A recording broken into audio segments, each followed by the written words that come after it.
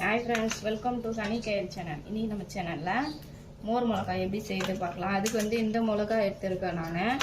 இது ஃபஸ்ட்டு தண்ணியில் வாஷ் பண்ணிவிட்டு அந்த காம்பு கிள்ளிட்டு இந்த காம்பு இருக்கக்கூடாது.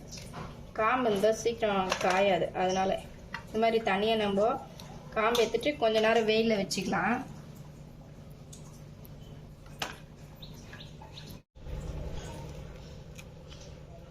அலசிட்டு காய வைக்கிறதுக்கு முன்னாடி வந்து இந்த மாதிரி நம்ம இங்கே கத்தி விட்டு அப்படி இல்லைன்னா குச்சி விட்டுக்கலாம். குச்சி வந்து விடக்கூடாது, ஊசி துணி தைக்கிற ஊசி ஊக்கில் விட்டுக்கலாம். நான் கத்தியில் இந்த மாதிரி வாஷ் பண்ணிட்டு லைட்டாக டாட்டாக, ஏன்னா நம்ம மோரில் ஊற வைக்க சொல்லும்.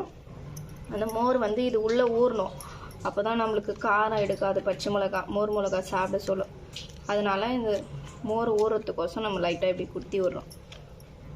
இது உள்ள குச்சி வச்சு இந்த கத்தி வாட்ட வரல அப்படின்னா அது பாருங்க, குச்சி வச்சு ஒரு குத்திட்டு இந்த மாதிரி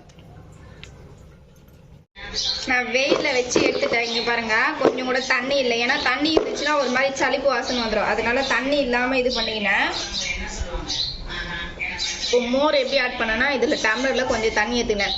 இது வந்து தயிர், ஃபுல்லாக டைரெக்டாக தயிர் சேர்க்கக்கூடாது, கொஞ்சம் தண்ணி கலந்து தான் சேர்க்கணும். தயிரை ஆட் பண்ணால் கெட்டுடும். நம்ம கூட கொஞ்சம் தண்ணி கலந்து, ரொம்ப தண்ணியாக இருக்கக்கூடாது, திட்டமாக கொஞ்சம் தண்ணி கலந்து ஆட் பண்ணிக்கணும். தயிரை அந்த மோர் கலக்கி ஆட் பண்ணோன்னா நம்மளுக்கு ஒரு பக்குவம் தெரியல. உப்பு இதுக்கு தேவையான அளவு, இந்த மிளகாவுக்கு தேவையான உப்பு கொஞ்சம் அதிகமாக இருக்கணும். ஏன்னா அப்போ தான் உப்பு அதிகமாக இருந்தால் தான் மோர் மிளகாக்கு ஊறுகாக்கெலாம் கெட்டு போகாது. இது ஒரு வருஷம் ஆனாலும் நம்ம வெயிலில் ஸ்டோர் பண்ணி வச்சுக்கலாம். இப்போ பாரு ஃப்ரெண்ட்ஸ், அடியில் மோர் நிற்குதா, இந்த மாதிரி நிற்கணும்.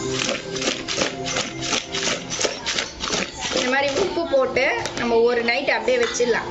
மறுநாள் எடுத்து வெயிலில் காய வைக்கணும். பிளாஸ்டிக் பாட்டில் தான் போடணும். ஸ்டீலில் போட்டால் உப்பு மோர் வந்து ஸ்டீல் ஓட்ட விட்டுரும். அதனால் இது பிளாஸ்டிக்கில் போட்டு இது ஒரு நைட் அப்படியே ஊறட்டும். ஃபைனலி நான் வந்து ஒரு 4-5 டேஸ் வெயிலில் வச்சு காய வச்சு எடுத்தேன். இப்போ வந்து நல்லா ட்ரை ஆகிடுச்சிங்க பாருங்கள்.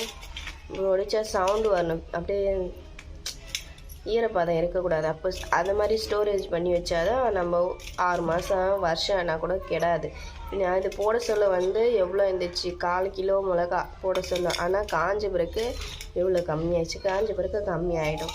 அவ்வளோதான் ஃப்ரெண்ட்ஸ். இந்த மாதிரி நம்ம செஞ்சு வச்சிங்கன்னா வெயில் காலத்தில் நம்மளுக்கு யூஸ்ஃபுல்லாக இருக்கும். பழுது, பழைய சாதம், கூழ், அதுக்கப்புறம் வெறும் சாம்பார் சாதம், அதுக்கெலாம் நல்லா டேஸ்ட்டாக இருக்கும். ஃபைனலி அவுட்புட் இப்படி தான் இருக்கும். இந்த வீடியோ பிடிச்சிருந்தால் மறக்காமல் சப்ஸ்கிரைப் பண்ணுங்கள். இந்த மாதிரி நம்ம ஒரு பிளாஸ்டிக்கில் போட்டு ஏர்டைட் மூடி வச்சிடணும், அப்போ தான் கெட்டு போகாத இருக்கும். தேங்க்யூ.